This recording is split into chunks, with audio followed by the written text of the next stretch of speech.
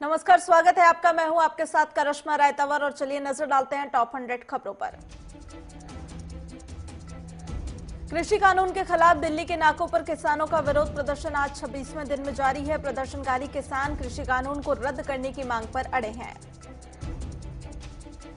कृषि बिल के खिलाफ किसान आज एक दिन की भूख हड़ताल पर है। वहीं किसान आज कानून वापस लेने के लिए एनडीए के सहयोगी दल से भी मिलेंगे।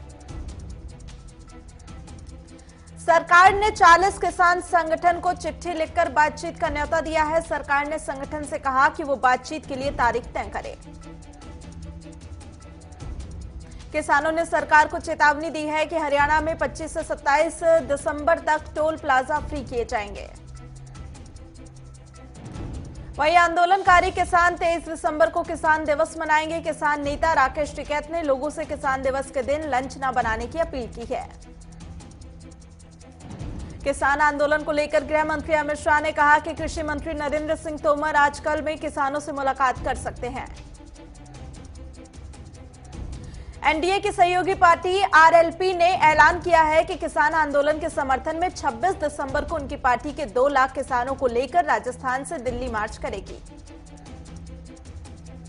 इसी बीच महाराष्ट्र से भी बड़ी संख्या में किसानों ने दिल्ली कूच करने का ऐलान किया है, जिनके जल्द ही यहां पर पहुंचने की बात सामने आ रही है। हरियाणा के मुख्यमंत्री मनोहर लाल ने कहा कि अगर कोई एमएसपी को खत्म करने की कोशिश करता है तो वह राजनीति छोड़ देंगे। पश्चिमी यूपी के किसानों ने कृषि भवन में कृषि मंत्री नरेंद्र सिंह तोमर से मुलाकात की और नए कानून को समर्थन करते हुए ज्ञापन सौंपा। समाजवादी पार्टी किसानों के समर्थन में 23 दिसंबर को पूरे प्रदेश में आंदोलन करेगी और किसानों को कृषि कानून के बारे में बताएगी। गृह मंत्री अमित शाह ने कहा कि पश्चिम बंगाल में राजनीतिक हिंसा चरम पर है। हम लोकतांत्रिक तरीके से इसका जवाब देंगे। केंद्रीय गृह मंत्री अमित शाह ने कहा कि अगर बीजेपी चुनाव जीती तो पश्चिम बंगाल की मिट्टी से ही मुख्यमंत्री बनेगा। ममता बनर्जी के चुनावी रणनीतिकार प्रशांत किशोर ने दावा किया है कि अगर बीजेपी बंगाल में दहाई का आंकड़ा पार करती है तो ट्विटर छोड़ दूंगा। इंडो जापान संवाद सम्मेलन में पीएम नरेंद्र मोदी ने कहा कि इस मंच ने भगवान बुद्ध के विचारों और आदर्शों को बढ़ावा देने के लिए बहुत काम किया है। वहीं प्रधानमंत्री नरेंद्र मोदी ने भारत में पारंपरिक बौद्ध साहित्य और धर्म ग्रंथों का एक पुस्तकालय बनाने का प्रस्ताव रखा। आम आदमी पार्टी ने पोस्टर जारी कर यूपी सरकार पर निशाना साधा। आपने कहा कि 4 साल में सरकार ने यूपी को बदहाल कर दिया।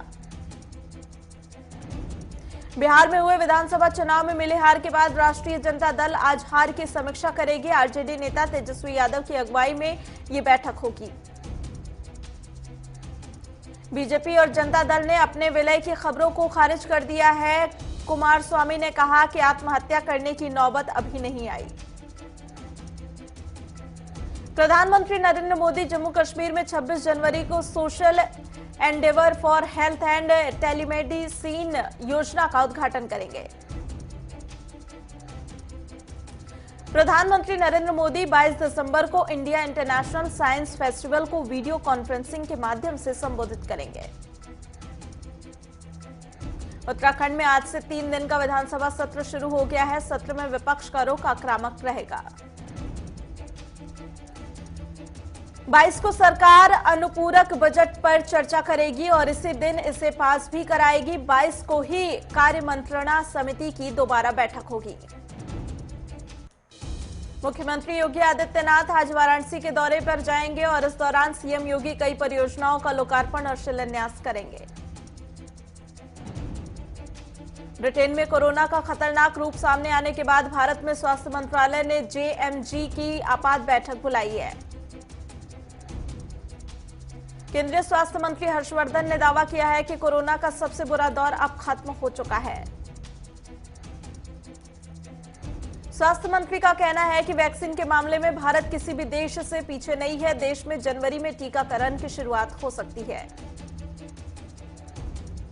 पिछले 24 घंटे में 24,337 नए संक्रमित मरीज सामने आए। वहीं 333 लोगों की कोरोना के चलते मौत हो गई।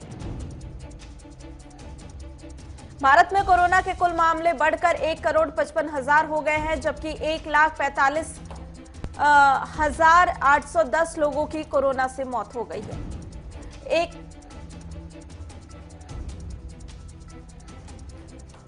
उत्तर भारत के अधिकतर शहर शीतलहर की चपेट में है। दिल्ली एनसीआर में 3.4 डिग्री सेल्सियस न्यूनतम तापमान ने सर्दी का रिकॉर्ड तोड़ दिया है।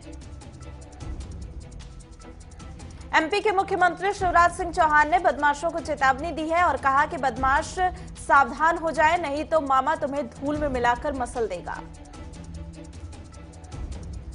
ओडिशा के संबलपुर डिविजनल में हाथी से टकराने के बाद पूरी सूरत एक्सप्रेस ट्रेन पटरी से उतर गई। हादसे के बाद ट्रेन के इंजन के 6 पहिए पटरी से उतर गए। गनीमत ये रही कि इस हादसे में किसी को कोई चोट नहीं आई। केंद्र सरकार ने कंपनियों को चेतावनी दी है कि कंपनी स्थायी नौकरी पर रखे हुए कर्मचारियों को अनुबंधन वर्कर के तौर पर बदल नहीं सकती। बंगाल, तमिलनाडु, पुडुचेरी, केरल और असम में स्वतंत्र और निष्पक्ष चुनाव के लिए चुनाव आयोग ने अधिकारियों की जांच शुरू कर दी है। चुनाव आयोग ने इस सिलसिले में इन 5 राज्यों के मुख्य सचिव और मुख्य निर्वाचन अधिकारियों को परामर्श जारी किया है।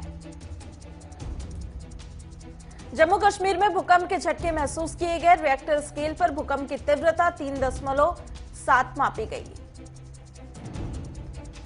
घाटी में पुलिस ने नार्को टेररिज्म मॉड्यूल का भंडाफोड़ करते हुए नशा तस्करों के 2 रैकेट के 6 लोगों को गिरफ्तार किया। इंद्रकांत त्रिपाठी को आत्महत्या के लिए उकसाने के मामले में फरार चल रहे आईपीएस मणिलाल पाटीदार के खिलाफ लुकआउट नोटिस जारी किया गया। एनआईए के रडार पर खालिस्तानी संगठन और उससे जुड़े एनजीओ आ गए हैं और सूत्रों के मुताबिक एनआईए ने खालिस्तानी संगठन और इनके द्वारा किए जाने वाले एनजीओ की फंडिंग की लिस्ट तैयार की है। बुलंदशहर में सिंचाई विभाग की लापरवाही के चलते किसानों की फसलें जलमग्न हो गई। शिकायत के बावजूद कोई हल नहीं निकला। साथ ही लखीमपुर खीरी जिले में बिजली विभाग के भ्रष्टाचार का बड़ा मामला सामने आया। भारी संख्या में प्रयोग किए गए बिजली के मीटर जंगल के किनारे मिले। पानीपत लघु सचिवालय के सामने एक किसान राजवीर अकेला धरने पर बैठा है और कहा कि पानीपत 3 ऐतिहासिक लड़ाइयों का गवाह रहा और चौथी किसान के हक की लड़ाई मैंने यहां से शुरू की है। जोधपुर के थाना अधिकारी ने सड़क पर जीवन यापन कर रही एक मानसिक रूप से बीमार महिला को आश्रम भिजवाया। रायबाग के गांव में ग्राम पंचायत चुनाव में 6 अभ्यर्थियों को बिना वोटिंग के चुना गया। अभ्यर्थियों को बिना किसी विरोध के चुना गया।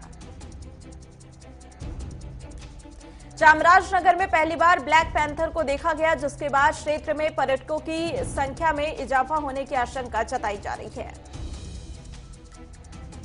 प्रयागराज में कृषि कानून के विरोध में कांग्रेसियों ने प्रदर्शन किया। सांसद के घर का घेराव करने जा रहे कांग्रेस कार्यकर्ताओं को गिरफ्तार किया गया।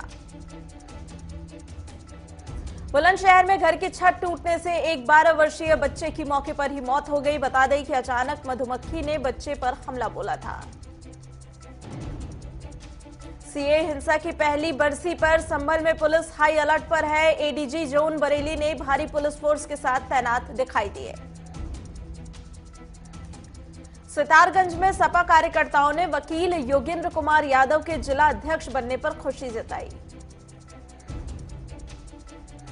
लक्सर पुलिस ने बाइक चोरी करने वाले 2 शातिर चोरों को गिरफ्तार किया। साथ ही इनके कब्जे से चोरी की मोटरसाइकिल भी बरामद की गई है। देहरादून में पुलिस ने सड़क हादसे में घायल होने के बावजूद 2 शातिर बदमाशों को अपनी पकड़ से छूटने नहीं दिया। घायल पुलिसकर्मियों को अस्पताल में भर्ती कराया गया। उत्तराखंड के विधानसभा सत्र को लेकर एसएसपी योगेंद्र रावत ने पुलिस अधिकारियों के साथ बैठक की और निर्देश दिए कि सत्र के दौरान होने वाले धरना प्रदर्शन पर विशेष नजर रखी जाए। राजगढ़ में संदिग्ध अवस्था में युवक की मौत के बाद थाने में परिजनों की भीड़ उमड़ गई। वहीं पुलिस ने मामला दर्ज कर लिया है। लखनऊ में पूर्व प्रधान पर बाइक सवार बदमाशों ने ताबड़तोड़ गोलियां बरसा दी, जिससे उसकी मौत हो गई। सुल्तानपुर में हत्या और लूट के इनामी बदमाश को पुलिस ने मुठभेड़ के दौरान गिरफ्तार कर लिया और आरोपी के पास से तमंचा, कारतूस आदि भी बरामद किए गए हैं। सुल्तानपुर में पुलिस ने युवती की हत्या का खुलासा करते हुए एक आरोपी को गिरफ्तार किया। आरोपी ने पूछताछ के दौरान खुद अपना जुर्म कबूला है। महोबा में सड़क हादसे के दौरान एक होमगार्ड की जान चली गई और वहीं कांस्टेबल गंभीर रूप से घायल हो गया। जोधपुर में पुलिस ने 7 गैंग के सरगना श्याम पुनिया को गिरफ्तार कर लिया और पुलिस ने आरोपी से पूछताछ में जुटी हुई है। जोधपुर में आदर्श क्रेडिट सोसाइटी घोटाले के मामले में पुलिस ने 11 आरोपियों को गिरफ्तार किया, जिनसे अब पूछताछ की जा रही है। बेंगलुरु महानगर पालिका से फिटनेस इंडिया के तहत साइकिल रैली निकाली गई, जिसमें पुलिस कमिश्नर और स्वास्थ्य अधिकारी शामिल हुए। बीदर में ग्राम पंचायत चुनाव को लेकर पुलिस ने मार्च निकाला और मतदाताओं से शांति से मतदान करने की अपील की। चामराजनगर में पंचायत चुनाव की तैयारी को लेकर जिलाधिकारी कार्यालय ने जानकारी दी। पहले चरण के लिए 110 बसों के साथ 2702 स्टाफ को तैनात किया जाएगा। भद्रगिरी पहाड़ के जैन मुनि ने कृष्णा से नर्मदा तक 900 किलोमीटर लंबा सफर तय करने को लेकर संकल्प लिया है। देवरिया पुलिस ने 4 गांजा तस्करों को गिरफ्तार किया और उनके पास से 105 किलोग्राम गांजा जब्त किया, जिसकी कीमत 10,50,000 बताई जा रही है। जोधपुर जिला कलेक्ट्रेट ने सामुदायिक स्वास्थ्य केंद्र का औचक निरीक्षण किया, साथ ही जोजरी नदी का भी निरीक्षण किया। बाड़मेर में किराने की दुकान पर स्मैक बेचते हुए दुकानदार से 36 ग्राम स्मैक बरामद किया गया।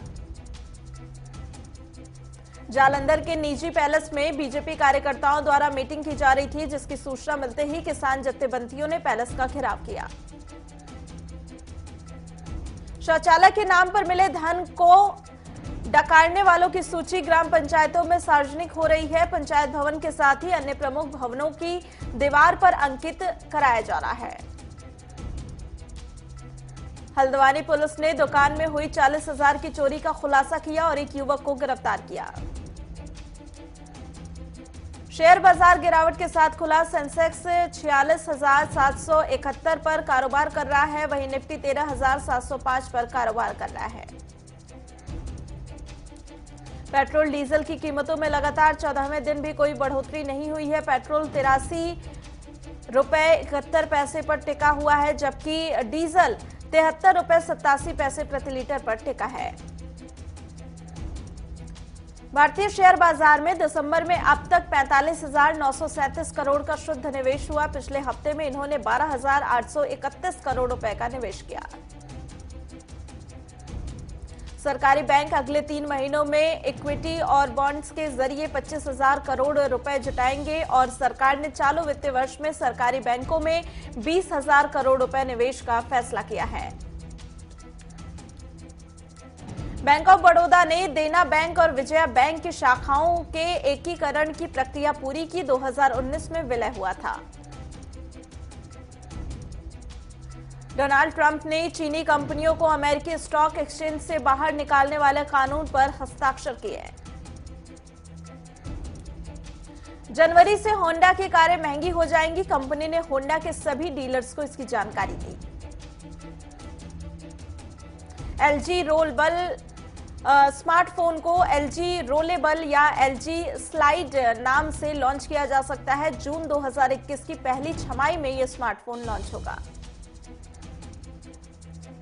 कोरोना काल में लोगों ने ज्यादातर होम लोन लिया है। कर्ज की औसत राशि 1 साल में 11% बढ़ी है।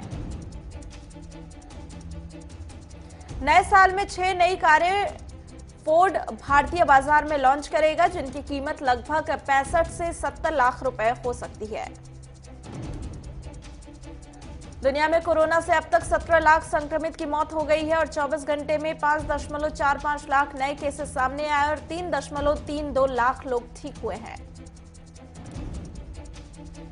चीन ने शुरुआती दौर में वायरस के प्रकोप की खबरों को रोका। इसके लिए 5,000 आदेश जारी किए। साउथ इंग्लैंड में कोरोना का नया स्ट्रेन फैल रहा है। लंदन आने जाने पर बैन लग सकता है और लॉकडाउन पर भी विचार होगा। 13 यूरोपीय देशों में यूके से आने वाले लोगों पर प्रतिबंध लगा और यूएस में 44 लाख करोड़ रुपए के राहत फंड को मंजूरी मिली। एलएसी पर तनाव के बीच पीएलए ने वेस्टर्न थिएटर मोर्चे का कमांडर बदला। पूर्वी लद्दाख में दोनों सेनाएं आमने सामने हैं। नेपाल के राष्ट्रपति ने संसद भंग करने की सिफारिश को मंजूरी दी। नेपाली कम्युनिस्ट पार्टी के सीनियर लीडर के 7 मंत्रियों ने इस्तीफा दे दिया। नेपाली एयरलाइन ने 69 पैसेंजर्स को डेस्टिनेशन में 255 किलोमीटर दूर पहुंचा दिया, जिसके बाद कहा बड़ी गलती हुई। रूस का S-400 air defence system America के लिए बड़ी परेशानी बन गया है। भारत और चीन समेत 5 देशों ने इसे खरीदा है। डोनाल्ड ट्रंप व्हाइट हाउस छोड़ने के बाद दागियों को भड़काने और यात्राओं में खर्च करेंगे। उन्होंने बहू की कंपनी को करोड़ों रुपए दिए। जापान में बड़े बुजुर्ग छोटे मोटे अपराध कर रहे हैं ताकि वे निगाह में आए और उन्हें रहने का ठिकाना मिले। द कश्मीर फाइल्स की शूटिंग के दौरान मिथुन चक्रवर्ती की तबीयत बिगड़ी। मेकर्स को फिल्म की शूटिंग रोकनी पड़ी। एक इंटरव्यू के दौरान गोविंदा ने बताया कि खराब करियर के चलते 4 सालों तक गोविंदा सुनीता ने शादी सीक्रेट रखी थी, जिससे 18 साल बाद दोबारा 7 फेरे लेने पड़े थे। पूर्व एक्ट्रेस सना खान के पति अनस सईद बोले, सना को फिल्म इंडस्ट्री छोड़ने का कोई दबाव नहीं बनाया। छोटी सोच वाले ऐसा ही मान रहे हैं। दिलजीत ने कंगना पर तंज कसने के लिए एक ऑडियो क्लिप सोशल मीडिया पर शेयर किया है। दिलजीत ने कहा कि 2 से 3 लड़कियों का खाना तब तक नहीं पचता जब तक मेरा नाम न जप लें। 40 साल के हरमन बवेजा ने हेल्थ कोच साशा रामचंदानी से सगाई की, जिस पर एक्ट्रेस सागरिका ने बधाई दी। लेवेंडोस्की से मेसी रोनाल्डो पीछे है। कोरोना से स्पेनिश क्लबों को 5.4 हजार करोड़ रुपए का नुकसान हुआ है। इंटरनेशनल क्रिकेट काउंसिल ने ताजा टेस्ट रैंकिंग जारी की है। कोहली नंबर 2 और स्मिथ टॉप पर रहते साल खत्म करेंगे और अश्विन टॉप 10 में अकेले स्पिनर हैं। भारत और ऑस्ट्रेलिया के टेस्ट सीरीज के मुकाबले के बाद प्लेयर ऑफ द मैच को मुलाग मेडल मिलेगा। 152 साल पहले विदेश जाने वाली ऑस्ट्रेलियाई टीम के मुलाग कप्तान रहे। ईपीएल में 40 साल बाद लिवरपूल क्रिसमस वीक में टॉप पर है और राफेल ने सीरी ए का सबसे तेज गोल दागा।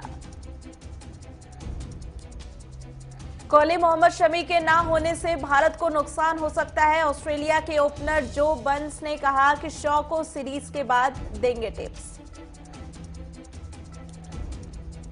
तो इसी के साथ फिलहाल के लिए टॉप 100 खबरों में इतना ही। तमाम खबरों के लिए आप बने रहिए हमारे साथ।